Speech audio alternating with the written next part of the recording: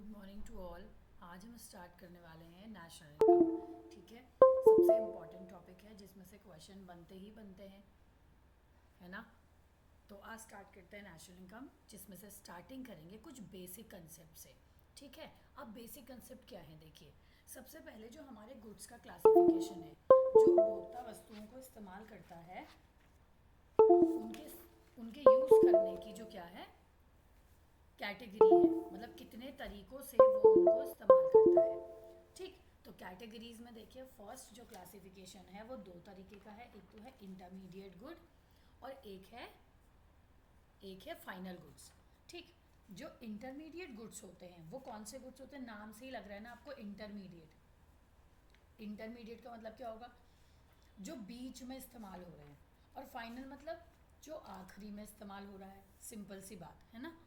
तो जो जो इंटरमीडिएट है, जो बीच में इस्तेमाल हो रहा है, वो बीच में जो इस्तेमाल कर रहे हैं वो कौन करेंगे, वो इंटरमीडिएट गुड्स को कौन इस्तेमाल करेंगे, यूज्ड बाय प्रोड्यूसर।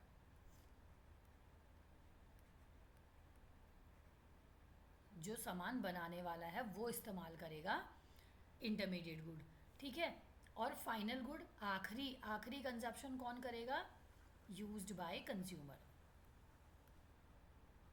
हम करेंगे।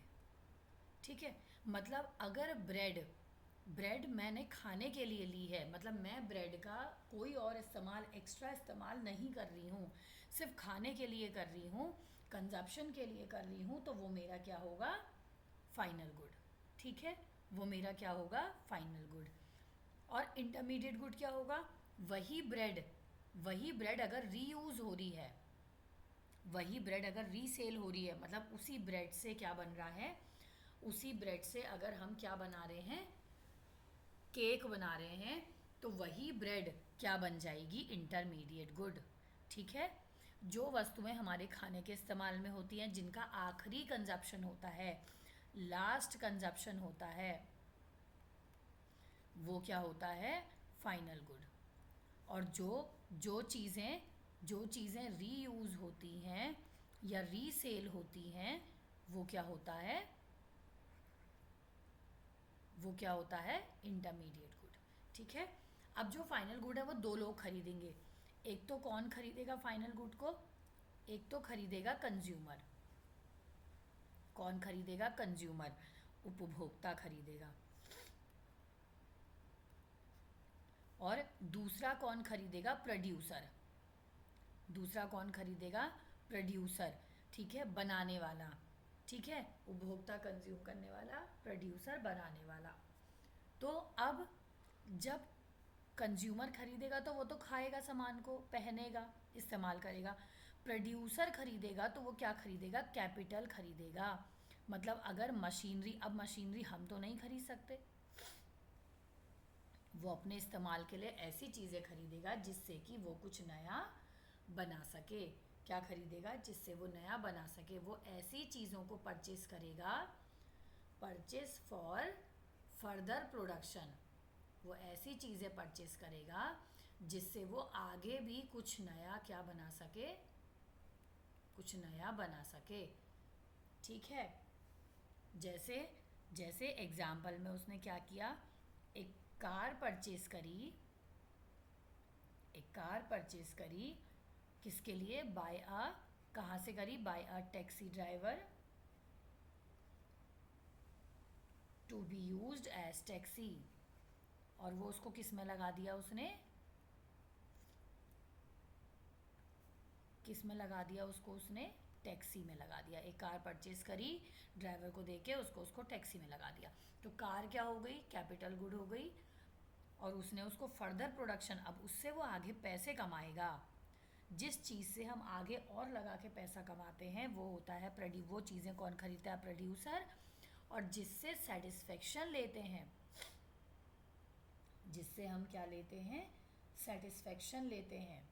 हम इसे क्यों परचेज करते हैं, हम इसे परचेज करते हैं फॉर डायरेक्ट सेटिस्फेक्शन। किसके लिए परचेज करते हैं, फॉर डायरेक्ट सेटिस्फेक्शन। हम अपनी इच्छाओं की पूर्ति के लिए चीज़ों को क्या करते हैं, खरीदते हैं। ठीक हो गया, ठीक हो गया। इंटरमीडिएट गुड में बेसिक बेसिक चीज़ें कौन कौन सी आएंगी देखो। एक तो आएगा रॉ मटेरियल, क्योंकि उससे हम कुछ नया बनाते हैं। ठीक है, रॉ मटेरियल में जैसे क्या आएगा, कपड़ा परचेज करा, किसने परचेज करा, किसने परचेज करा, कपड़ा purchase by a tailor, tailor ने खरीदा। अब टेलर उस कपड़े से क्या करेगा, कुछ नया बनाएगा और उसको आगे बेचेगा। रॉ मटेरियल हो गया कपड़ा, और उससे बनने वाला प्रोडक्ट हो गया जो भी हमने ड्रेस बनाई। दूसरा है गुड परचेज फॉर रीसेल, ये तो आपको पता ही है, कार परचेज करना और सेकेंड हैंड बेच देना चीज़ों को। फिर है ड्यूरेबल कैपिटल गुड्स, जो गवर्नमेंट खरीदती है सामान को डिफेंस सर्विस के लिए, जैसे अभी राफेल खरीदा, ये सारी चीज़ें खरीदी, तो ये सब क्या, और भी बहुत सारे ऐसे जो हम डिफेंस के लिए खरीदते हैं, वो हमारे क्या होते हैं, वो हमारे क्या होते हैं, इंटरमीडिएट गुड। ठीक है, आगे बढ़ते हैं।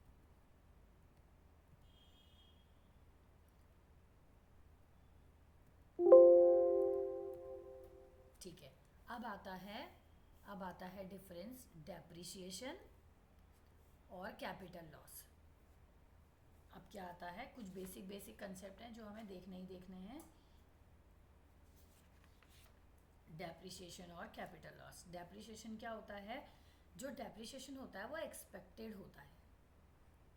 ठीक है, बस एक चीज़ याद रखोगे, डेप्रिसिएशन क्या होता है, एक्सपेक्टेड, मतलब हमें मालूम होता है कि सामान वस्तुओं की वैल्यू कम हो रही है, हमें पता होता है कि चीज़ों की वैल्यू कम हो रही है। ऑब्सोलेशंस होता है पुराना हो जाना।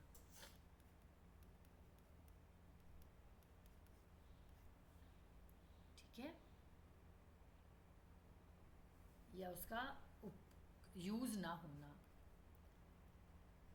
अप्रयोग भी कह सकते हैं आप इसे। ठीक है, अब देखिए वो क्या कह रहा है डेप्रिसिएशन में, डेप्रिसिएशन में कह रहा है कि चीज़ों के पुराने हो जाने का हमें पहले से पता होता है। जैसे आपने बाइक खरीदी, आपको, आपका माइंड सेट है कि एक साल बाद, आपका माइंड सेट होगा कि एक साल बाद आप उसी बाइक को, अगर आपने 1 लाख की खरीदी है तो अब आपकी वो 80,000 में जाएगी। तो जो 80,000 में जो 30,000 आपका लेस हुआ, वो क्या था, आपका डेप्रिसिएशन, एक्सपेक्टेड था। आपका दिमाग तैयार है, एक साल बाद 30,000, अगर 4-5 साल बाद बेचोगे तो और भी 30-40,000 कम, और 40,000 कम में जाएगी, है ना। तो ये क्या है हमारा एक्सपेक्टेड। और जो कैपिटल लॉस होता है वो होता है अनएक्सपेक्टेड। अचानक से क्या हो गया, कोई कैलेमाइटी आ गई, मतलब अर्थक्वेक, कोई भी अर्थक्वेक अचानक से आ गया, फ्लड आ गया, ठीक है, कोई और नुकसान हो गया, आग लग गई, ठीक है, अचानक से कुछ भी चीज़ें जो हो जाती हैं जिनका हमें पता नहीं रहता है, आने जाने में सामान टूट फूट गया, हमें नहीं पता चला, तो वो क्या होता है, वो क्या होता है, कैपिटल लॉस। ठीक है, दूसरा है नेचर ऑफ लॉस। ये कैसा होता है, एक्सपेक्टेड, जिसका हमें पहले से पता होता है, अनएक्सपेक्टेड, जिसका हमें पहले से नहीं पता होता। ठीक है, एक्सपेक्टेड, पहले से पता होना। प्रोविजन, अब इसका प्रावधान क्या है, अब जो प्रोविज़न होता है डेप्रिसिएशन का, वो कहाँ ऐड हो जाता है, डेप्रिसिएशन रिजर्व फंड में ऐड हो जाता है। यहाँ पर उसको बना के रखते हैं। किसी चीज़ की वैल्यू हम कम करते हैं तो हमें मालूम रहता है कि हमने उस वैल्यू को कहाँ करा, हमने उसे इस फंड में डाल दिया। इस फंड में डालने का मतलब हमने जितनी चीज़ इस्तेमाल करी, हमने उतना पैसा वसूल लिया। ठीक है, और कैपिटल लॉस के लिए हम क्या कराते हैं, इंश्योरेंस कराते हैं, ये तो पता ही है हमें।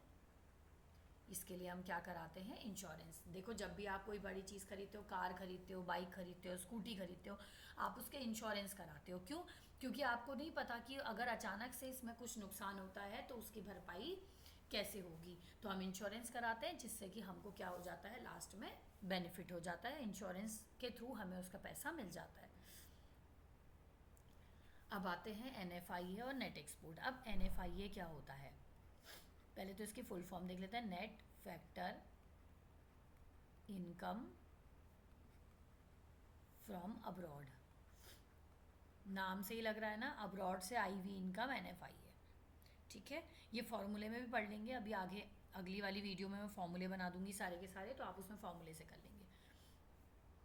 पहला देखिए, it is the difference between earn by, जो नॉर्मल रेजिडेंस ने कमाया है फ्रॉम, और जो नॉन रेजिडेंस ने कमाया है, उनके बीच का जो डिफरेंस है, यानी कि जो हमारी इकोनॉमी में आया और जो हमारी इकोनॉमी से गया, ठीक है, वो क्या होता है, NFIA।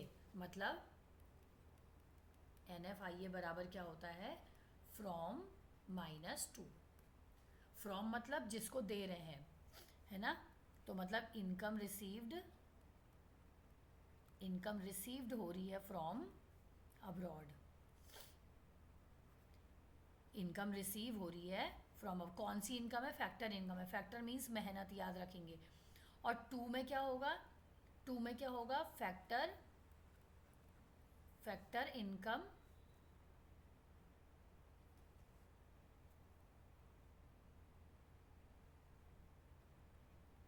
फैक्टर इनकम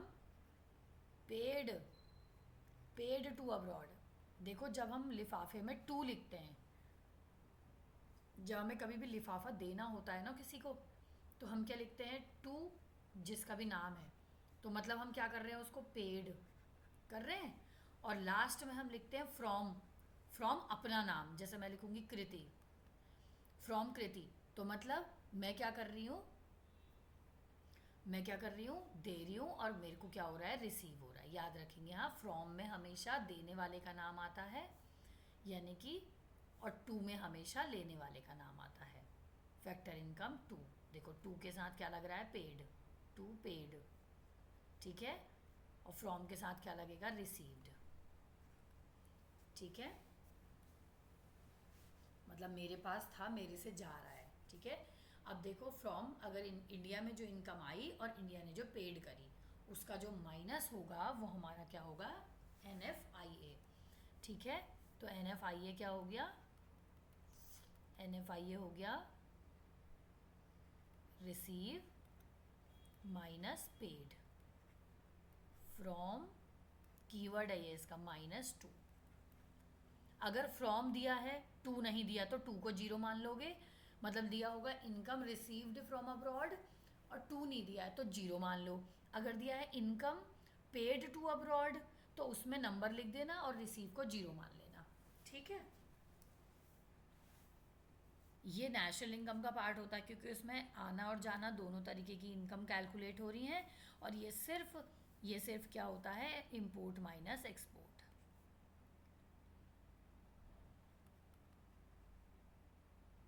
ठीक है। ये केवल क्या होता है, एक्सपोर्ट माइनस इंपोर्ट, तो ये केवल डोमेस्टिक इनकम का पार्ट है, याद रखेंगे, ये केवल डोमेस्टिक का पार्ट है, और ये राष्ट्रीय आय का पार्ट है। इसके अंदर ये तीनों आते हैं, इसको हम कहते हैं कंपनसेशन ऑफ एम्प्लॉय। अभी इसके बाद वाली वीडियो में सारे फॉर्मूले क्लियर कर लेंगे, आज बेसिक कंसेप्ट पढ़ लेते हैं सारा। ये है ऑपरेटिंग सरप्लस, सब बता दूंगी मैं ये, ठीक है। और ये तो आपको पता ही है, export and import of goods और सर्विसेज, ठीक। अब आते हैं सबसे इम्पॉर्टेंट टर्म्स में, पहले तो यहाँ बनाना सीख लेते हैं, उसके बाद हम आगे बात करेंगे। देखो अब हमारे पे कुछ कीवर्ड्स होते हैं, एक होता है ग्रॉस, एक होता है नेट, ठीक है, एक होता है ग्रॉस वैल्यू और एक होता है नेट वैल्यू।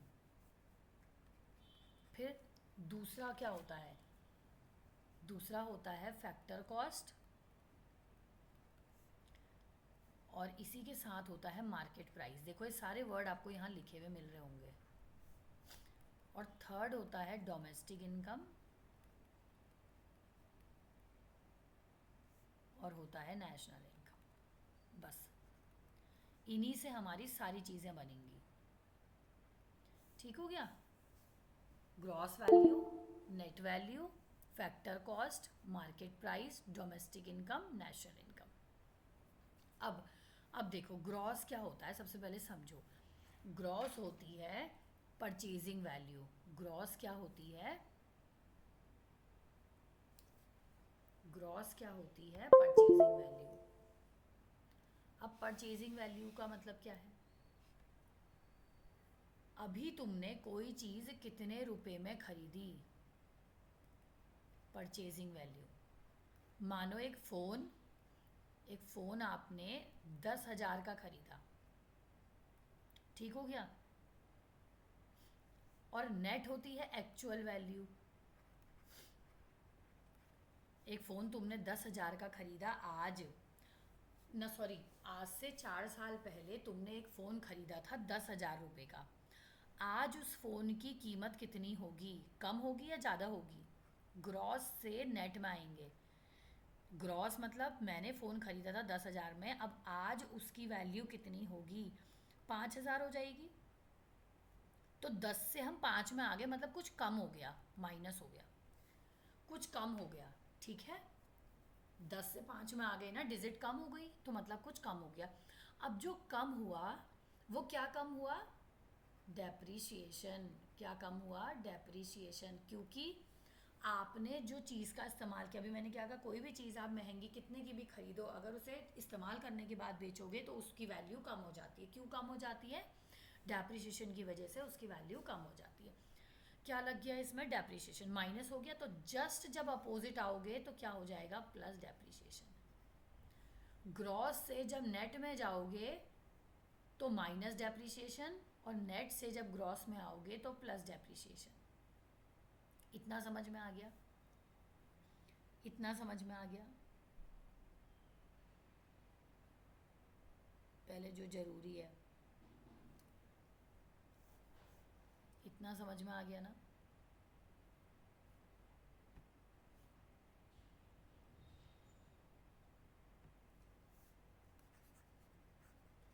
आगे बढ़े।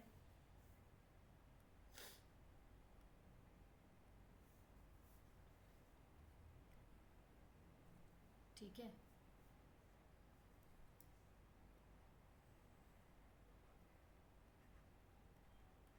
Plus Depp. अब आ जाओ फैक्टर। ये होती है मेहनत, ठीक है। ये होता है मेहनत, कॉस्ट ऑफ प्रोडक्शन, बनाते समय जो कीमत लगी है, किसी भी चीज़ को बनाते समय की जो कीमत है। और ये होता है बेचने की कीमत। अगर मैंने अगर मैंने 1 लाख में एक घर बना रखा है, तो मैं उसे बेचूंगी कितने में? कम में कि ज़्यादा में? 2 लाख में बेचेंगे, यानी कि कुछ ज़्यादा हो गया। जो ज़्यादा हुआ, जो ज़्यादा हुआ वो क्या हुआ? जो ज़्यादा हुआ वो इनडायरेक्ट टैक्स मैंने ऐड कर दिया। ये तो हमने पीछे पढ़ चुके हैं। तो इसके आगे नेट और जोड़ दो, NIT। अब NIT का फॉर्मूला क्या होता है? NIT का फॉर्मूला क्या होता है? IT minus indirect tax minus subsidy. Indirect tax minus subsidy, ठीक है। NIT बराबर होता है इनडायरेक्ट टैक्स, यानी कि जिसको टैक्स लगाना है टैक्स लगा लो, और माइनस सब्सिडी, जिसको सब्सिडी देनी है उसको सब्सिडी दे दो, रिलैक्स दे दो। सब पढ़ चुके हैं हम ये। और जब वापस आ जाओगे तो क्या हो जाएगा? Plus NIT, net indirect tax, ठीक। अब डोमेस्टिक इनकम। अब देखो, मानो आप क्लास में 10 बच्चे बैठे हो, उसे मैं डोमेस्टिक मान रही हूँ, और दरवाज़ा जैसी जो दरवाज़ा बाहर को है मैं उसे नेशनल मान रही हूँ पूरा, ठीक हो गया। इंडिया के अंदर और इंडिया से पूरा बाहर और इंडिया सब आ गया। अगर क्लास के अंदर 10 रुपये रोटेट हो रहे हैं तो एट द एंड भी तो 10 ही आएंगे ना। लेकिन कोई बाहर से आया, एट द एंड भी 10 ही आएंगे। तो जो मेरी डोमेस्टिक है वही मेरी नेशनल है। लेकिन अगर 2 रुपये किसी ने बाहर से आके मुझे दे दिए, 2 रुपये मुझे किसी ने बाहर से आके दे दिए, तो मेरे कितने हो गए? 12 रुपये। यानी कि जो रुपये थे, नेट फैक्टर इनकम कहाँ से आई? फ्रॉम अब्रॉड से आई। अब्रॉड से इनकम आई, फ्रॉम अब्रॉड से आई इनकम। इनकम आई, कौन सी इनकम आई? मेहनत की इनकम आई, और टोटल कितना हो गया? NFIA, net factor income from abroad. तो मैंने क्या कर दिया? प्लस। और जब नेशनल से डोमेस्टिक में आएंगे तो क्या कर देंगे? उल्टा, माइनस NFI। ठीक है, क्या कर देंगे, माइनस NFIA।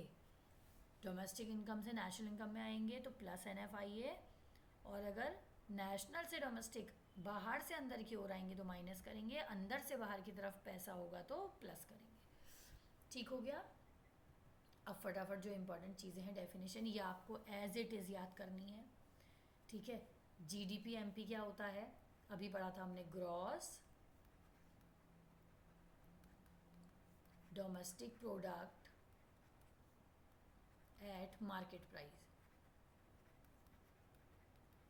क्या होता है ये, मार्केट प्राइस है तो मार्केट वैल्यू आएगी सारे गुड्स और सर्विसेज की जो डोमेस्टिक टेरिटरी में बन रहे हैं। इसका फॉर्मूला ये है, इसको आप बिल्कुल एज इट इज़ याद कर लोगे। ठीक है, ये सब डेफिनेशन आपने एज इट इज़ याद करनी है क्योंकि एग्जाम में आ जाती हैं। और फॉर्मूला बनाने को तो आता ही है, ये तो ध्यान रखना जो मैंने पीछे सिखाया है, एक क्वेश्चन इससे आता ही आता है, इससे ध्यान रखेंगे। अगला NDP MP। ठीक है, फिर N मतलब नेट, D मतलब domestic product at market price. फॉर्मूले सब लिखे हैं, याद रखेंगे, फुल फॉर्म में पहले ही बता दे रही हूँ। Market price, market value within the domestic territory by all the producing unit. ठीक है, बाय ऑल प्रोडक्शन यूनिट मतलब प्राइमरी, सेकेंडरी, टर्सरी तीनों। GNP MP ग्रॉस, N मतलब national product at market price. Market value final goods और services. अब इसमें including क्या हो जाए, अब देखो फॉर्मूला कैसे बना, ये आ गया। देखो हमने बनाना था GNP MP से हमें है GDP MP। ग्रॉस से देखो, ग्रॉस से ग्रॉस, नेशनल से अंदर से बाहर की तरफ जाते हैं ना, फॉर्मूला बनाना है। ठीक है, ग्रॉस ग्रॉस ग्रॉस हो गया, डोमेस्टिक से नेशनल की तरफ गए, जो निकालना होता है उसे इधर की साइड लिखते हैं। हाँ, जो अंदर से बाहर की तरफ जाएंगे, डोमेस्टिक से नेशनल गए तो डोमेस्टिक अंदर से बाहर, डोमेस्टिक प्लस प्लस NFI है। प्रोडक्ट से प्रोडक्ट कैंसिल हो गया, मार्केट प्राइस से मार्केट प्राइस कैंसिल हो गया। केवल क्या बदलना था, G और G कॉमन था, बाकी सब कॉमन था, केवल डोमेस्टिक से नेशनल जाना था, प्लस NFIA कर दिया। आया समझ में? देखो एक बार और बता देती हूँ।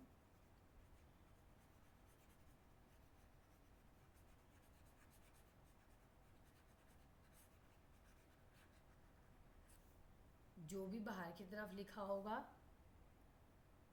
वो हमको दिया होगा, मतलब जैसे GNP MP ये हमको निकालना है, और जो अंदर की तरफ लिखा होता है वो हमें दिया होता है। मानो GDP MP ये दिया है, फॉर्मूला बनाना है, ग्रॉस ग्रॉस कॉमन है तो कुछ नहीं बदलाव होगा, प्रोडक्ट प्रोडक्ट में कोई बदलाव नहीं होगा, MP MP में कोई बदलाव नहीं होगा, सीक्वेंस ग्रॉस ग्रॉस में बदलाव नहीं है। नेक्स्ट है डोमेस्टिक से अंदर से बाहर की तरफ जाएंगे, डोमेस्टिक से नेशनल गए तो क्या आया, इसी के आगे लिख दोगे प्लस NFI है, बन गया formula GDP MP plus NFI है।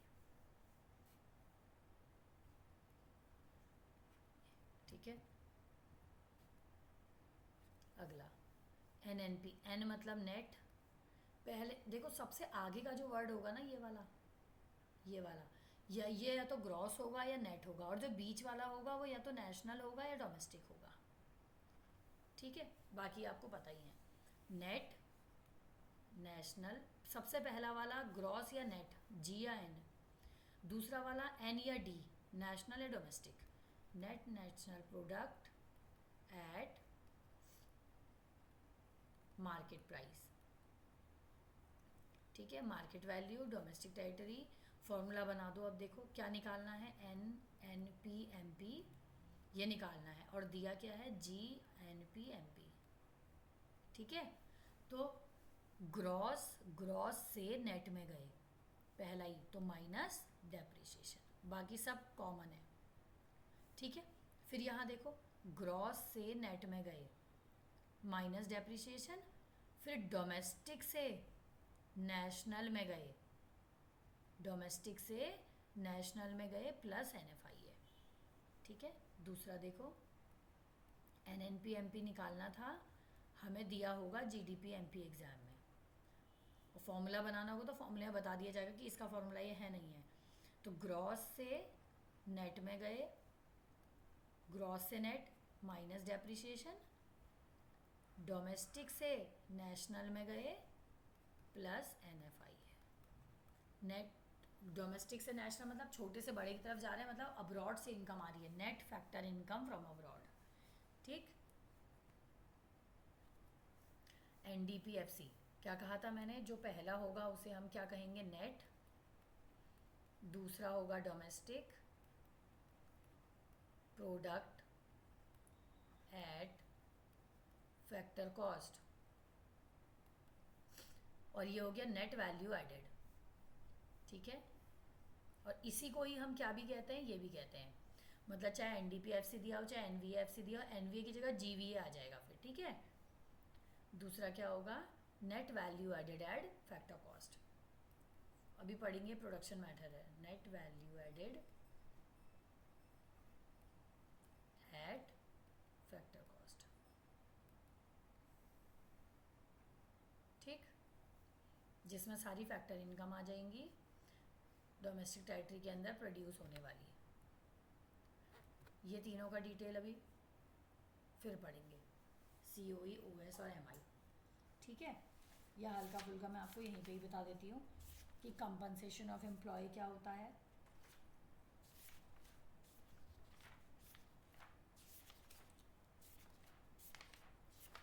कंपनसेशन ऑफ एम्प्लॉय में वो सारी चीज़ें आती हैं जो किससे रिलेट होती हैं, वेजेज और सैलरी, जो भी कंपनसेट दिया जा रहा है, सरकार जो भी पैसे दे रही है, कंपनसेट सैलरी दे रही है, ठीक है, सोशल सिक्योरिटी स्कीम दे रही है, एक ही वर्ड है ये, ठीक है।